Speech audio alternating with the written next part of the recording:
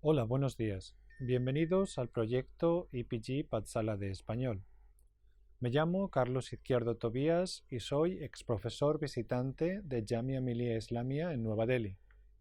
Ahora nos encontramos en el módulo 28 del paper Introducción al cine español. Este módulo se titula Viridiana de Luis Buñuel.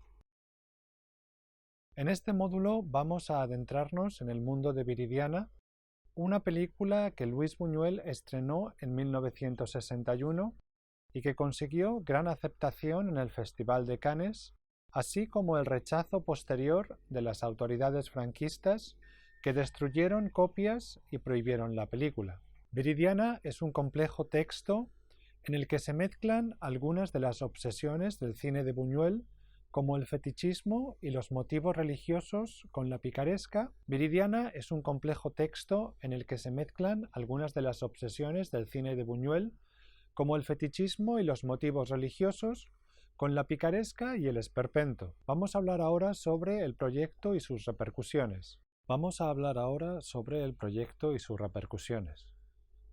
Buñuel, que se encontraba en el exilio en México, regresó a España en 1961 para adaptar al cine la novela Alma de Benito Pérez Galdós. Sería protagonizada por Silvia Pinal en el papel de Viridiana, una novicia que visita a su tío don Jaime, interpretado por Fernando Rey, y Francisco Rabal como Jorge, el mujeriego hijo de don Jaime. El filme sería producido por el mexicano Gustavo Alatriste y las empresas españolas Uninci y Films 59. Algunos republicanos exiliados en México expresaron duras críticas hacia la decisión de Buñuel de rodar en la España franquista, que cambiaron, sin embargo, de tono ante las reacciones adversas del régimen a la película, que muchos conservadores consideraron blasfema. Buñuel confesó que la idea del personaje de Viridiana nació de su obsesión adolescente por la belleza nórdica de la reina de España, Victoria Eugenia. El aragonés fantaseaba con la posibilidad de entrar a hurtadillas en su habitación, administrarle un narcótico y abusar de ella. Esta fantasía se convirtió en el centro de la historia en la que el viudo don Jaime utiliza un somnífero para evitar que su sobrina Viridiana regrese al convento, convenciéndola de que ya no es virgen. El nombre de la heroína procede, según el coguionista Julio Alejandro, de una santa casi desconocida, una franciscana de la Edad Media, que los guionistas encontraron en el Espasa. Otras versiones hablan de un cuadro de un pintor llamado Chávez en el Museo de la Ciudad de México, que representa a una santa que aparece con una cruz, una corona de espinas y unos clavos, objetos que también aparecen en la película. Buñuel consideraba que La Edad de Oro y Viridiana eran las películas que había rodado con más libertad a lo largo de su carrera. Además, rodar en España le dio la oportunidad de reencontrarse con las ciudades de su adolescencia y juventud. Era asimismo un momento en España en el que el régimen franquista intentaba promover una imagen de liberalización en Europa y ser reconocido en el concierto de las naciones. La industria estaba creciendo y el país se había abierto al turismo. En el proyecto de Viridiana se implicaron la Uninci, productora ligada a la influencia del Partido Comunista Español, y Films 59, con Pedro Portabella a la cabeza, que se encargó de la planificación de la película y las negociaciones con la censura. La financiación corrió a cargo del productor mexicano Gustavo Alatriste. Los censores aceptaron el guión de Viridiana con la condición de que se cambiara el final. En el guión original, la exnovicia Viridiana llama a la puerta de Jorge, claramente indicando intención sexual en su gesto. En la última versión, que fue la que se rodó, Viridiana acaba jugando a las cartas con Jorge y la sirvienta Ramona. El mismo Buñuel consideró este final muchísimo más provocador porque no solamente representaba la entrada definitiva de Viridiana en el mundo y la dominación de Jorge, sino que además aludía a la posibilidad de un ménage à trois. A pesar de todo, la película no estuvo exenta de reacciones adversas. Debido a que las mezclas de sonido se terminaron solo 5 días antes del Festival de Cannes, no fue posible una revisión oficial en España antes del estreno. El director general de cinematografía, José Muñoz Fontán, vio la película y se temió lo peor. Sin embargo, cuando el filme ganó la Palma de Oro y el premio de la crítica, salió a recibir el premio con satisfacción. Poco después, y debido a un artículo del periódico vaticano L'Osservatore Romano, que la consideró blasfema y sacrílega, Viridiana fue prohibida por la censura española y Muñoz Fontán cesado de su cargo. Para muchos, esto fue una tragedia en la que se perdió la oportunidad de incorporar a Buñuel al panorama cultural español. Las reacciones adversas a la película también supusieron el hundimiento de la productora Uninci, uno de los bastiones de la resistencia política y estética del cine español de la época. El productor de la película, el mexicano Gustavo Alatriste, rescató la copia parisina de Viridiana y la distribuyó bajo pabellón mexicano. La película así continuó su recorrido por el mundo cosechando éxitos. Viridiana, sin embargo, no se pudo ver en España hasta 1977. Vamos ahora a hablar de la sinopsis de la película. Viridiana, interpretada por Silvia Pinal, es una novicia a punto de tomar los hábitos. La Madre Superiora la exhorta a visitar a su tío don Jaime, interpretado por Fernando Rey, un viejo hidalgo español que vive en una descuidada mansión desde la muerte de su esposa hace décadas. El extraordinario parecido de Viridiana con la difunta esposa de don Jaime hace que éste se obsesione con la novicia e intente convencerla de casarse con él. La noche antes de su partida, Viridiana accede con recelo a la petición de su tío de vestir el traje de novia de la difunta esposa. Ayudado por su sirvienta Ramona, interpretada por Margarita Lozano, don Jaime intenta convencer a Viridiana de casarse con él. Ante las negativas de la joven, Ramona le ofrece un café con somníferos y pronto Viridiana cae en un profundo sueño. Don Jaime la lleva en brazos al dormitorio, donde comienza a acariciarla con intención de violarla, pero se arrepiente y abandona la habitación. Al día siguiente intenta retener a Viridiana diciéndole que ya no puede regresar al convento porque él la ha poseído mientras dormía. Viridiana decide, sin embargo, abandonar la casa, a pesar de que su tío reconoce haber mentido acerca de la noche anterior. Cuando ésta está a punto de tomar el autobús, la Guardia Civil le informa de que su tío se ha suicidado colgándose de un árbol. Profundamente consternada por la tragedia, la joven decide quedarse en la mansión practicando la caridad cristiana con los vagabundos del lugar, a los que recoge y da alimento y cobijo en la mansión. Sin embargo, la llegada de Jorge, interpretado por Francisco Rabal, el hijo de don Jaime, generará un conflicto en la hacienda.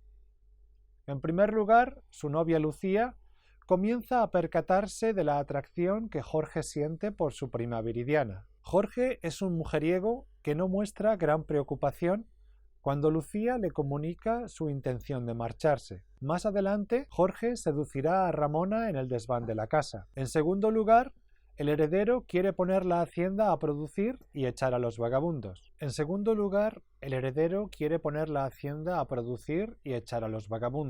Cuando Jorge, Viridiana y Ramona han de ir a visitar al notario, los vagabundos entran en la casa y organizan una cena en la que terminan ebrios, bailando y cantando. Uno de ellos incluso se pone el velo nupcial del vestido de novia de la difunta esposa de don Jaime. Los propietarios de la casa llegan antes de lo previsto y los mendigos huyen al pueblo.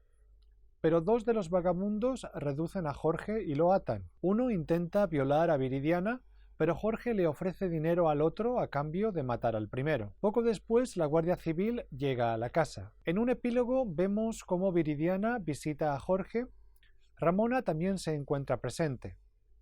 Jorge toma las riendas de la situación y las exhorta a jugar a las cartas. Es entonces cuando dice: «No me lo va a creer, pero la primera vez que la vi me dije, mi prima Viridiana terminará por jugar al tute conmigo». Vamos a hablar ahora sobre la estructura y los personajes. Viridiana está compuesta por dos partes bien diferenciadas. La primera parte, que dura hasta el suicidio de don Jaime, trata de la relación entre Viridiana y don Jaime, dos personajes que, cada uno a su manera, viven alejados de su tiempo, mientras que don Jaime aparece anclado en un tiempo pasado alimentado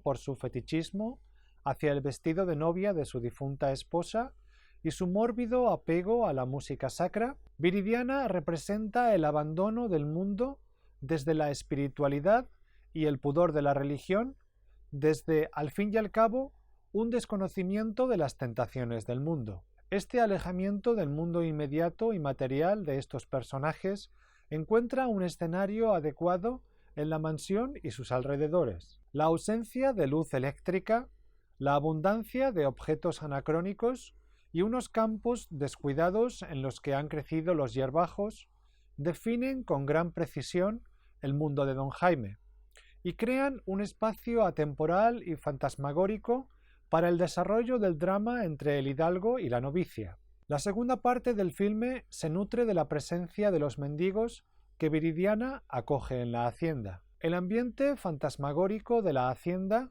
se torna naturalista con el lenguaje popular y los comportamientos incontrolados de delincuentes, enfermos y prostitutas. Es aquí donde Buñuel pone las premisas de la picaresca española del siglo XVI, las deformaciones goyescas y el esperpento de Valle-Inclán al servicio de la narración cinematográfica. Viridiana es un complejo texto cinematográfico en el que confluyen muchas de las preocupaciones intelectuales y motivos visuales de Luis Buñuel. Es interesante ver cómo los tres personajes principales del filme, Viridiana, don Jaime y Jorge, representan cada uno un espacio de interés para el aragonés. Viridiana es el mundo de la religión.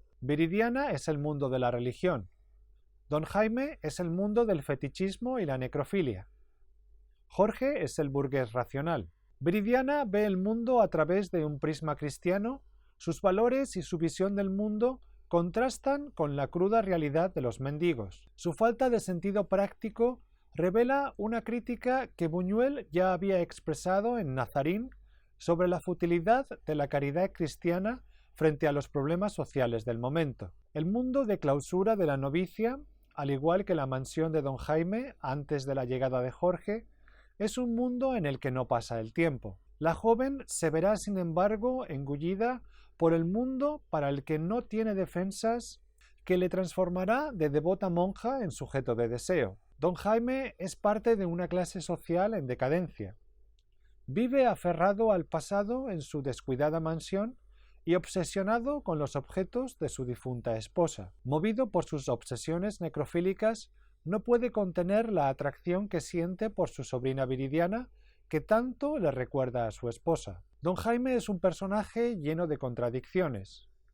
Por un lado, decide drogar a Viridiana para abusar de ella y así impedir que regrese al convento. Llegado el momento cuando la joven duerme bajo el efecto de los narcóticos, don Jaime se verá, sin embargo, incapaz de llevar a cabo sus planes. A la mañana siguiente mentirá a la novicia diciéndole que ya no es virgen y más tarde, tratando de impedir su partida, ya que ella ha decidido marcharse en cualquier caso, don Jaime le revelará la verdad, lo cual no convence tampoco a Viridiana. Antes de su suicidio, vemos como el hidalgo, sentado frente a una hoja de papel, claramente su testamento, sonríe diabólicamente. Entendemos aquí, por el desarrollo posterior de la película, que ha decidido reconocer a su hijo ilegítimo Jorge y a su sobrina Viridiana como herederos de su hacienda. Como escribe Vicente Sánchez Biosta en el libro Viridiana, Luis Buñuel, la segunda parte de la película no será sino el resultado de una puesta en escena preparada por este individuo con objeto de que su sobrina sea al fin poseída por alguien ligado sanguíneamente con él. Jorge es un hombre racional que no acepta las convenciones sociales. Es quizá el único personaje de su tiempo ambicioso, práctico y anticlerical. Trata a las mujeres como objetos que desea, posee y de los que puede prescindir en cualquier momento. Uno de los momentos que mejor describen el contraste entre su visión del mundo y la de Viridiana es cuando ésta decide rezar junto con los mendigos bajo un árbol.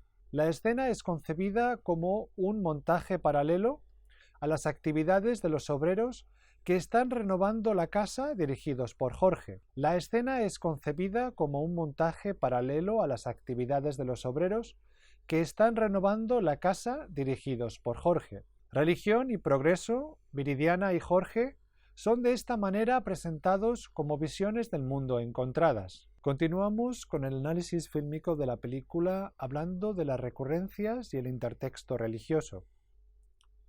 Buñuel nunca dejó de utilizar la retórica irracionalista y los símbolos y metáforas más osados que había comenzado a utilizar en su periodo puramente surrealista. Con los años había aprendido a incorporar tales elementos en ficciones tremendamente codificadas como el melodrama. Viridiana no es una excepción, ya que exhibe una narrativa convencional salpicada de una retórica irracionalista.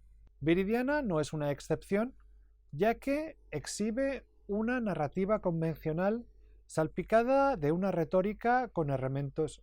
Viridiana no es una excepción, ya que exhibe una narrativa convencional salpicada de una retórica con elementos de irracionalidad. Viridiana no es una excepción, ya que exhibe una narrativa convencional salpicada de una retórica surrealista. Con un estilo sencillo, muy característico de su obra, el aragonés intercala elementos en la narración a los que es difícil dar respuesta intradiegéticamente y que están repletos de una densidad semántica muy interesante. Uno de esos elementos es la cuerda. La cuerda es un regalo de don Jaime a Rita, la hija de la sirvienta Ramona. Es cuando la niña está saltando con ella, cuando Rita y don Jaime son por primera vez mostrados en el filme. Si bien podríamos pensar que la escena en la que don Jaime contempla a Rita saltando a la comba habla de la inocencia de la infancia, la mirada de don Jaime se torna sospechosa. Pronto sabremos de sus prácticas fetichistas con los zapatos de su difunta esposa. Más adelante, el hidalgo se suicidará con la misma cuerda y ésta acabará de nuevo en manos de Rita, que continuará saltando con ella bajo el mismo árbol donde don Jaime perpetró su propia muerte. Pronto sabremos de sus prácticas fetichistas con los zapatos de su difunta esposa. Pronto sabremos de sus prácticas fetichistas con los zapatos de su difunta esposa. Más adelante, el hidalgo se suicidará con la misma cuerda y ésta acabará de nuevo en manos de Rita. Después vemos la soga en manos de El Cojo, uno de los mendigos, que la utiliza como cinturón. Finalmente la veremos de nuevo durante el intento de violación de Viridiana por parte del mendigo, en la que la exnovicia se aferra a la cuerda intentando oponer resistencia. La cuerda recorre los cuerpos de las manos de una niña al cuello de un suicida, de nuevo a las manos de la niña y por fin en la cintura del lascivo mendigo, de la misma manera que recorre ideas abstractas que definen la narración, de la inocencia a la muerte, de la inocencia a la sexualidad violenta. Otro elemento recurrente en la película son los pies. Se trata de un fetichismo que Buñuel exhibe en su obra en general, pero que en Viridiana parece desbordarse. Se sabe que Buñuel rodó más de 70 planos de pies para la película, de los cuales usó al menos 15. Son los pies de Rita los que abren la presentación de la finca de don Jaime. Pronto son los pies de este los que toman el protagonismo del plano y de esta manera se introducen ambos personajes. La segunda parte del filme comienza exactamente así, con los pies de Rita jugando al pie del árbol en el que se había suicidado el hidalgo. Asimismo, la primera conversación entre don Jaime y Viridiana es interrumpida por una imagen de los pies de ambos mientras los oímos continuar la conversación. Los pies son parte de la obsesión fetichista de don Jaime, como podemos comprobar en una de las escenas en las que se prueba los zapatos que forman parte del vestido de novia de su difunta esposa. Durante la cena de los mendigos en la casa, aprovechando la ausencia de los amos, los pies se convierten en instrumentos repletos de significado, especialmente cuando son mostrados en el frenetismo del baile como símbolo del comportamiento descontrolado de los vagabundos. Los pies de Enedina, una de las mendigas, entrelazados con los de otro de los mendigos detrás del sofá, aluden a la promiscuidad del grupo. Las huellas que la educación religiosa dejó en el aragonés son un aspecto fundamental de su obra. Si en la Edad de Oro los motivos cristianos eran objeto de mofa, en Viridiana estos se vuelven complejos elementos de la narración. Muchos de los objetos que acompañan a la novicia son parte del martirologio de Cristo: la corona de espinas, la cruz, el martillo y los clavos. Muchos de los objetos que acompañan a la novicia son parte del martirologio de Cristo, la corona de espinas, la cruz, el martillo y los clavos. La música de Et Incarnatus Est, que se refiere a la encarnación de Cristo, es utilizada con claras alusiones al cuerpo femenino y la atracción sexual. La música de Et Incarnatus Est, que se refiere a la encarnación de Cristo, es utilizada con claras alusiones al cuerpo femenino y la atracción sexual, así como el Aleluya de Händel sirve de banda sonora para la desenfrenada orgía de los mendigos. La escena en la que Viridiana reza junto a los mendigos mientras Jorge dirige las obras de reestructuración de la hacienda hace alusión directa al cuadro del Ángelus de Millet. El Ángelus celebra la anunciación del arcángel a la Virgen, que concebirá en su seno a Jesucristo, pero en la escena Viridiana se puebla de tintes sexuales. Afirma Dalí que el cuadro de Millet era en sí un ceremonial de muerte lleno de erotismo. El pintor catalán veía en la posición de la figura femenina en el cuadro la misma que la de la mantis religiosa en el instante del coito y previo a la fagocitación del macho por la hembra. Otro importante cuadro al que alude la película es La última cena de Leonardo da Vinci. Buñuel insiste en que la escena fue una ocurrencia de última hora, tanto que tuvo que añadir 4 extras más para poder completar el plano a semejanza del cuadro. Los vagabundos, que han organizado una gran comilona en la casa, mientras los dueños están ausentes, se toman una fotografía posando como Jesús y los apóstoles en la obra de Leonardo da Vinci. Los comentarios blasfemos y actitudes vulgares de los personajes hacen de la escena una parodia grotesca de la última cena. Esta escena se convirtió en uno de los motivos de escándalo que llevaron al rechazo de la película por parte de las autoridades franquistas. Viridiana es sin duda una de las obras maestras de Luis Buñuel. No sin razón fue considerada en el puesto 37 de las mejores películas de todos los tiempos en el Sight and Sound del British Film Institute en 2012. El filme es un ejemplo emblemático del estilo cinematográfico de las obsesiones que recorren el cine del director aragonés.